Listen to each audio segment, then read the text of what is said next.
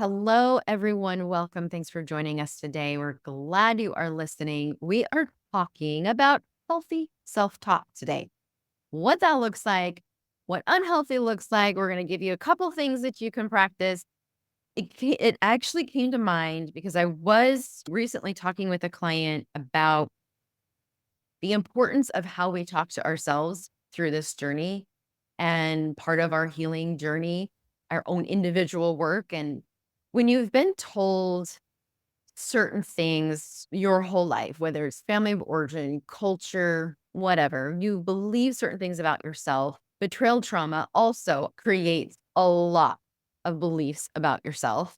I know I felt like I wasn't sexy enough, I wasn't good enough, pretty enough, all the things, right? So we have these thoughts, these beliefs, and then we tell ourselves this and we have this narrative in our head over and over. You look at yourself in the mirror, and this is what we're saying to ourselves subconsciously or consciously, but it is there. And one of the analogies, and maybe I've given this analogy before on here, but so sorry if it's a repeat.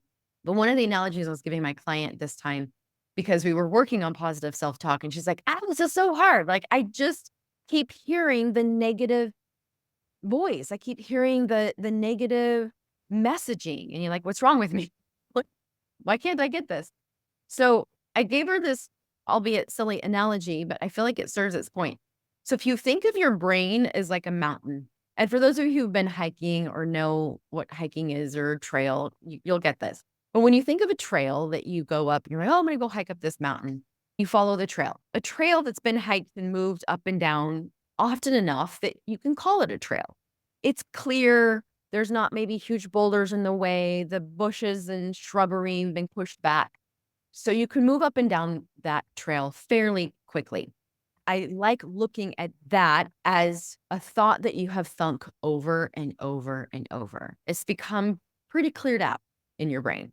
Your brain can access that thought really fast because it's been cleared out. When you go to practice a new thought, a new belief, many of you who practice affirmations, you know this. You like tell yourself this thought every day. And you're like, but I don't believe it. Ooh, that doesn't feel true, or it feels painful. It's because you're clearing a new path up the mountain symbolically in your brain.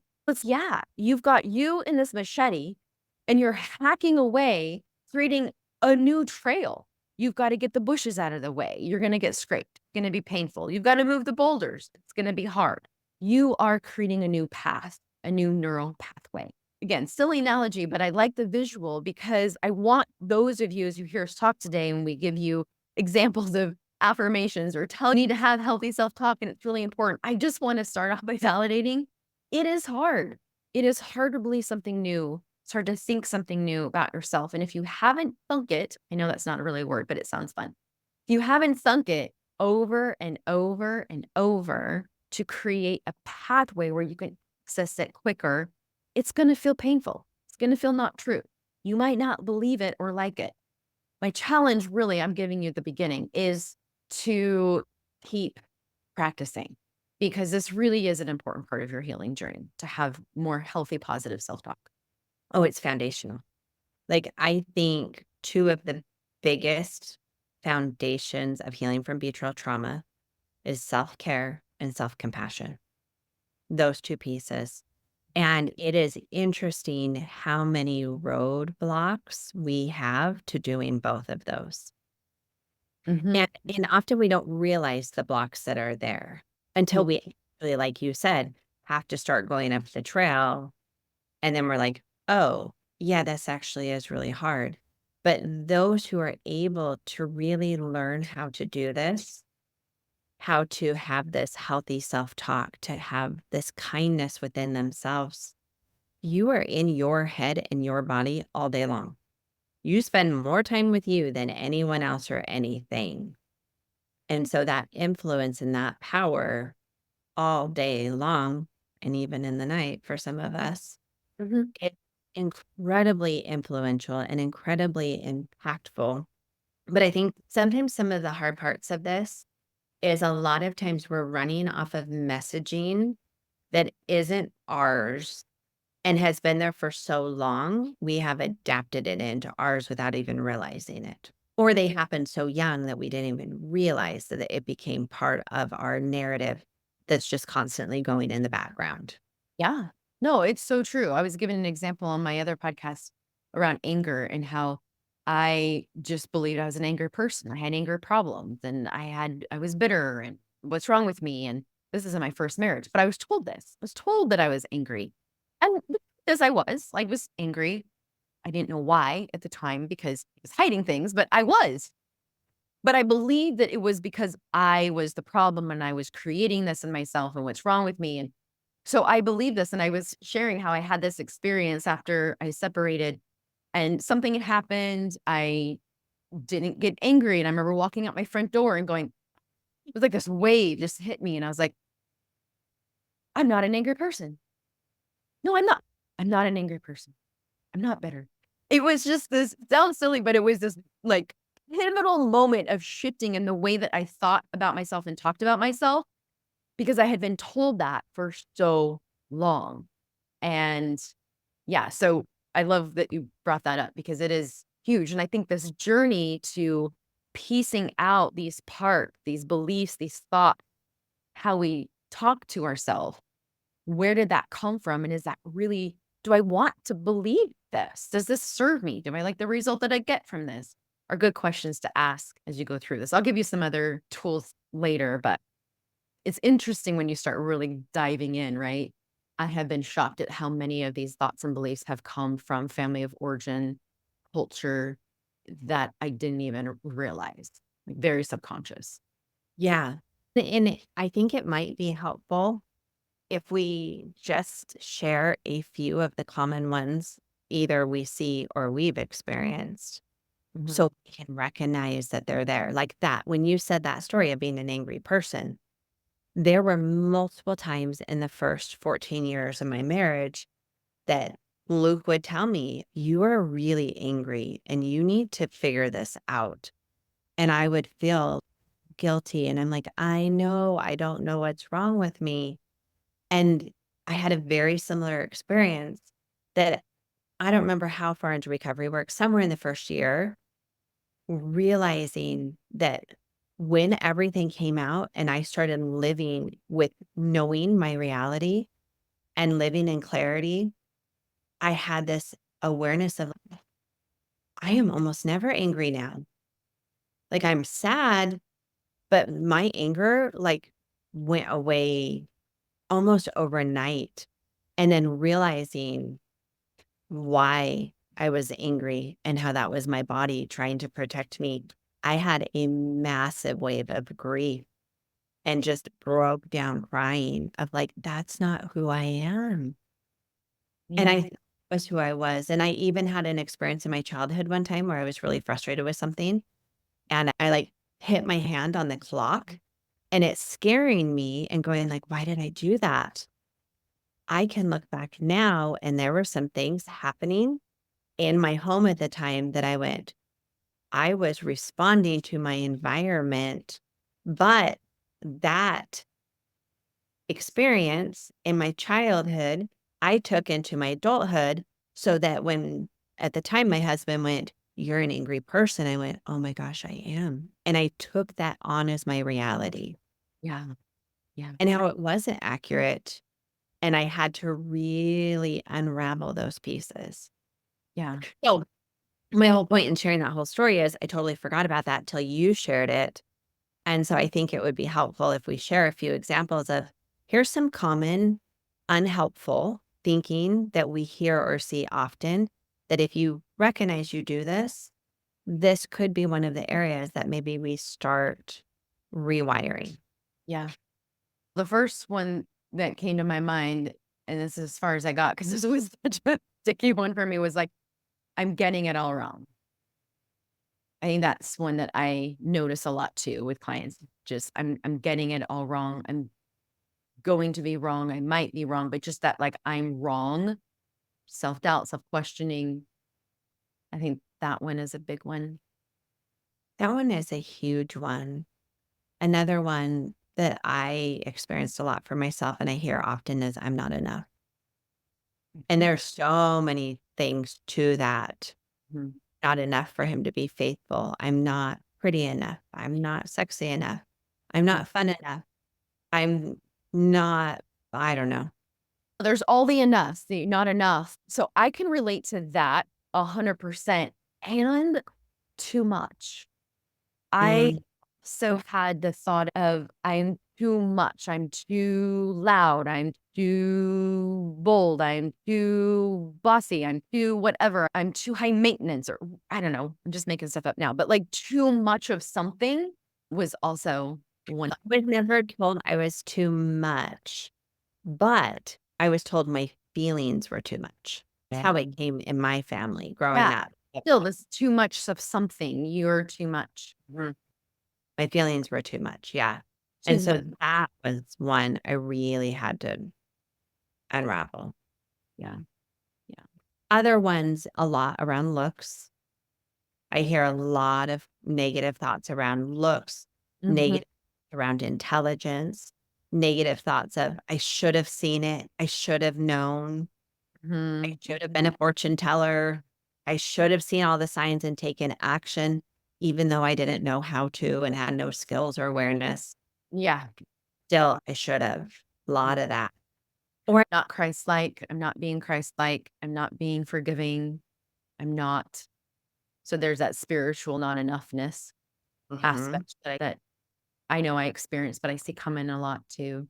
And I think just along those just more specifics that we're giving, we've done an episode on all of the negative cognitions, like the all or nothing, the catastrophizing. Have we done an episode on that before? I'm pretty sure we did, but Anyway, it's been a while. yeah. But anytime if you just look up like general negative cognitions, it'll pull up a whole list. Anytime you notice your brain doing those types of things in those categories, it can really lead to a lot of that negativity, that negative self-talk tearing down, dismissing positive when someone gives you a compliment. No, I'm not. Either way, that's something to be aware of. Here's something that I give. I've mentioned this before, but the levels of intimacy, right? We talked about 7 different levels of intimacy. I find it interesting that the bottom level is verbal, right? You just talked about how foundational this is. The very first level of intimacy is verbal. I've created a course called Intimacy Within that I walk you through each one of those different levels of intimacy. I give you challenges, things to consider, work pages.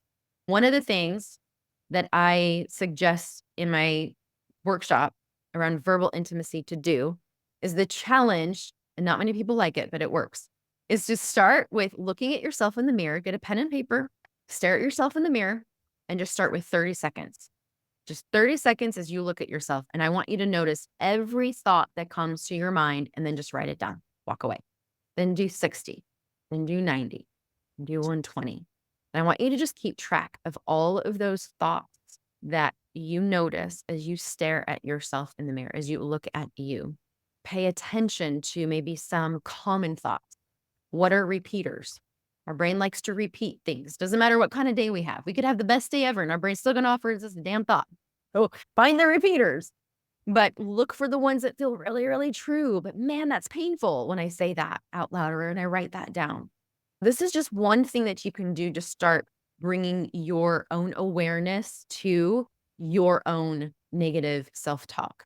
Maybe some are similar to what we shared, but And it sounds so uncomfortable. I know people are like, what? I Yeah. promise it works. I promise it works. It's really important. That's that mirror exercise, but try it. You'll be surprised if you're consistent with it. Number one, what you become aware of, but then at some point we switch that and you start talking to yourself very intentionally. And so we're creating a new pathway and it can be a really powerful exercise. But yeah. I love that word that you just used, the intention. I was listening to a TikTok the other day, and he was talking about people pleasing and stopping people pleasing. And he said that he had to learn to intentionally displease people, but on the flip side, also intentionally please. Choose when he was going to please and when he was not going to please. And that intention around your thoughts and what is happening in your head makes a huge difference because so much of this is on autopilot.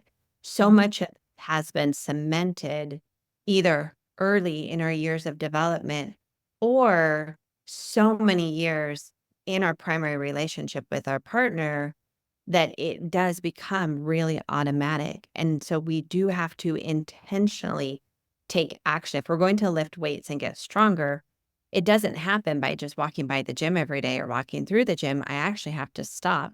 I have to lift the weights. I have to lift them with the right form. Mhm. And then I have to make them get heavier and heavier if I really want to build that bulk of muscle.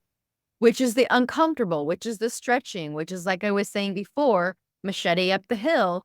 You have to do the work to create that pathway. This is agency, by the way. You cannot create change without being the chooser of it. And so, yes, intention is huge. It's huge. And growth happens in discomfort, not comfort. And as we are leaning into this discomfort of seeing what these negative thoughts are, catching them, and then trying to build a new one.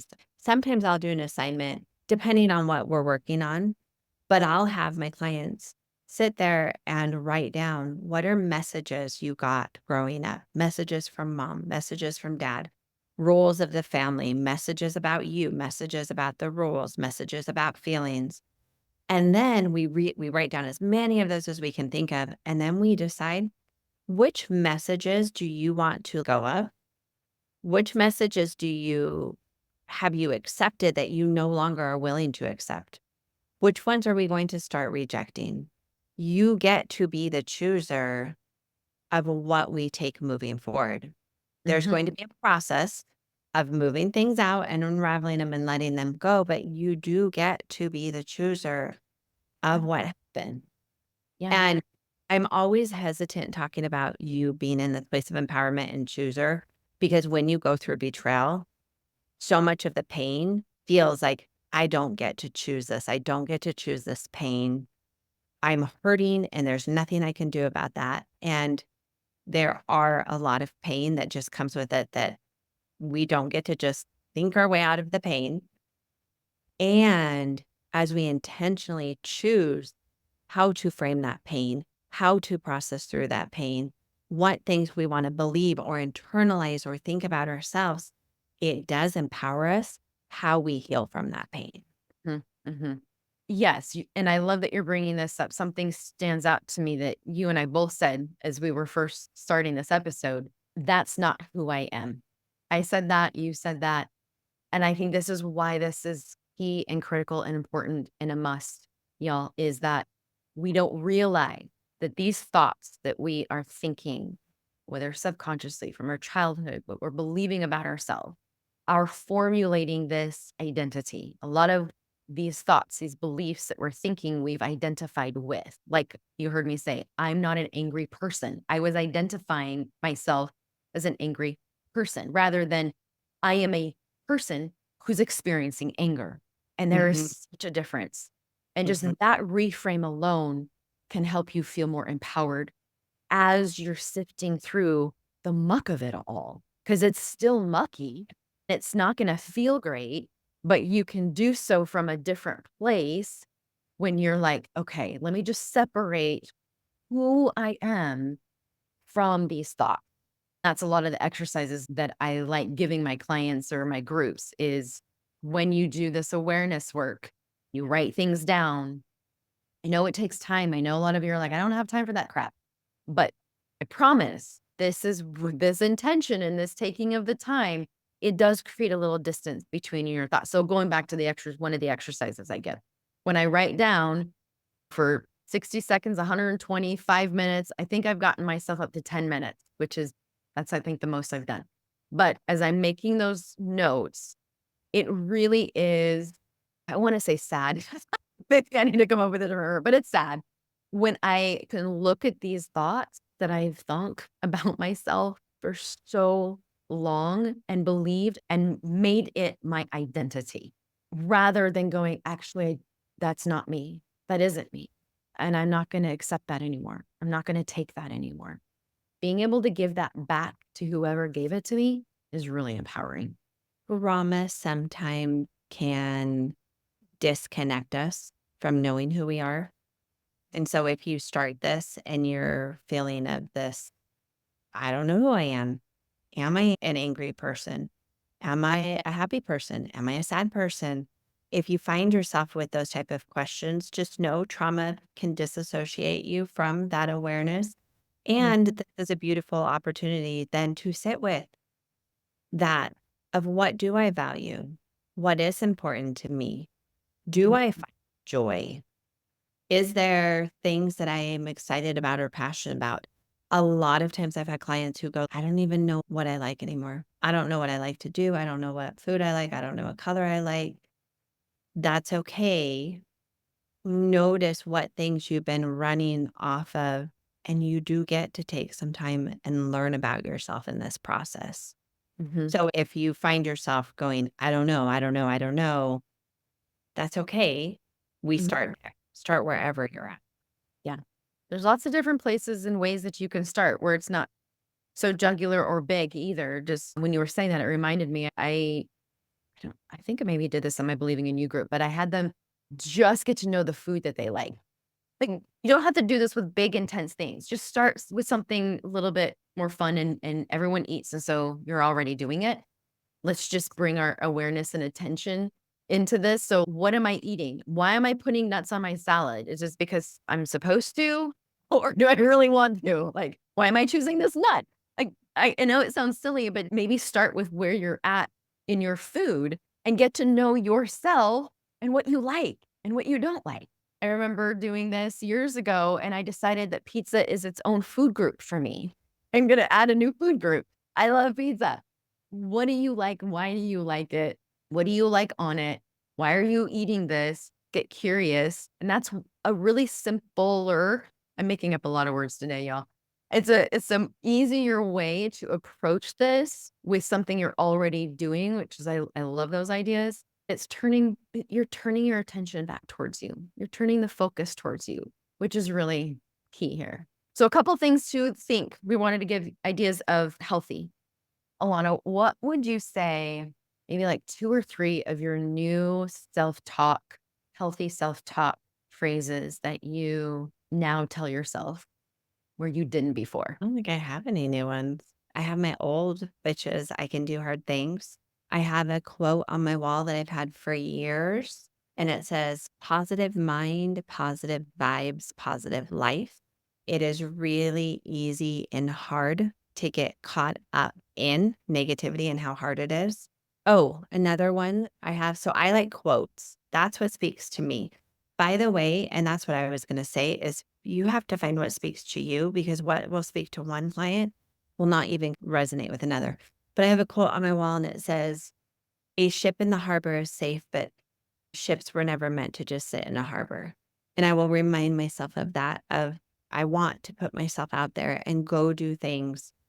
I have a very adventurous spirit.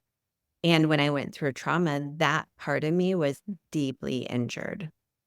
And it took a really long time to do anything adventurous Mm, after trauma. But in some of my work, remembering, no, I am an adventurous person and I yeah, like part of me. And so it really is so individualized and so unique. So for me, positivity, stepping out and doing new things, and then remembering I can do hard has been driving me in my own life. yeah. And it's figuring out for you. So I had a client one time and I said, okay, your homework is I want you to get online and just look up different affirmations. And your job is to read hundreds of them. And you just start putting on a piece of paper anything that resonates with you. And then from there, I want you to narrow it down to like your top 3 to 5. And that's what we're going to focus on. And really, of the 3 to 5, maybe even just one that we're going to put front and center somewhere. But of those like 300 she looked at, she found two. Mm, And she's like, yeah, all of those are good for other people. Of all of those. And at first, she was super discouraged, like, what's wrong with me? mm. And the reality is, for where she was at, only two things really resonated with her. And of those two, she even changed words on them. I love that. Made it her own. It is. So it's really about you and where you are. and what you want to input into your system. Yeah.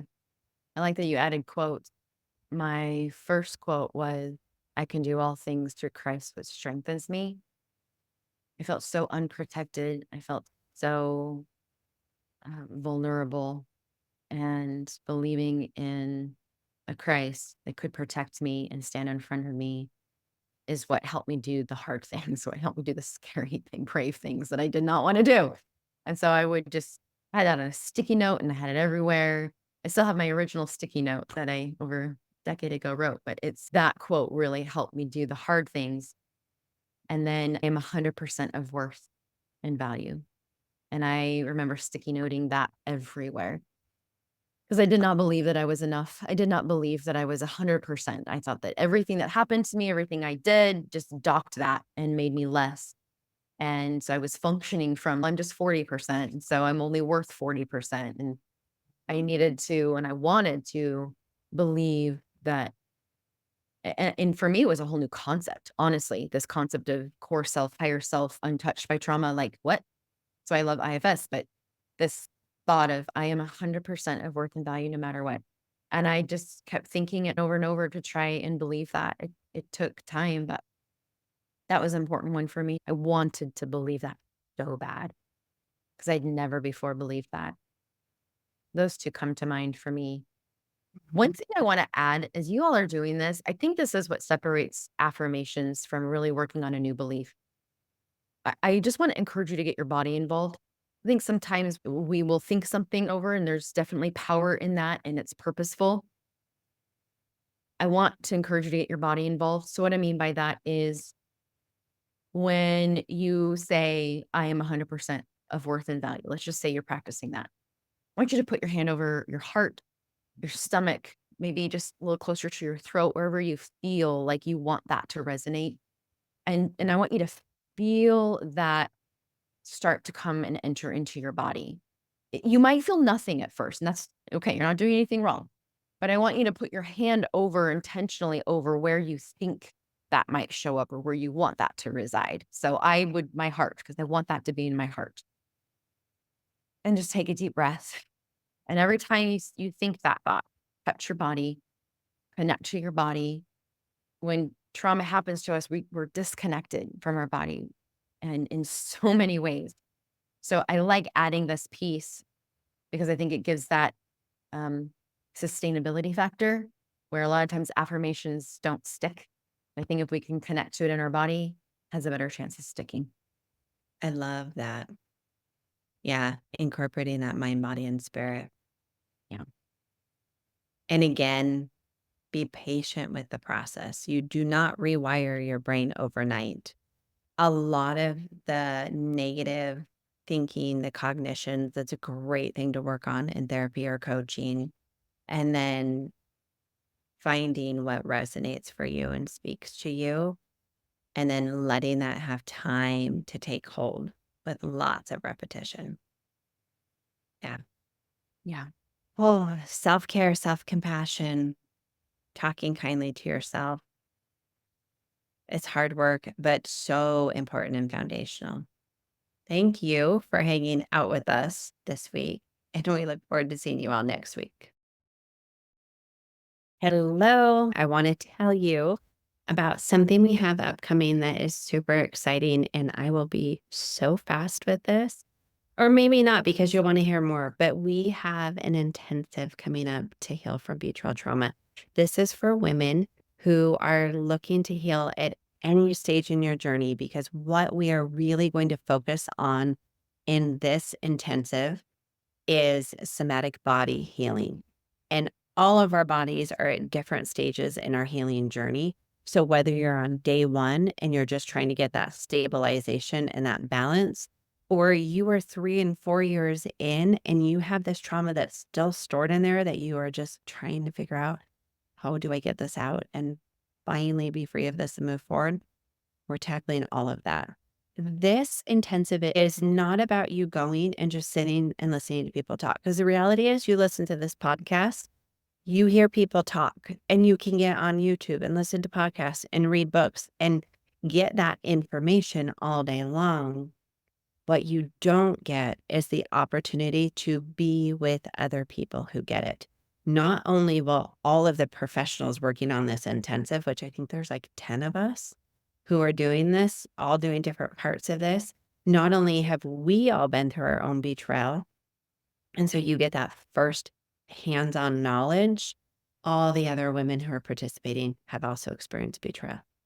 And so you will be surrounded with other people who get it, and then it will be full of experiences.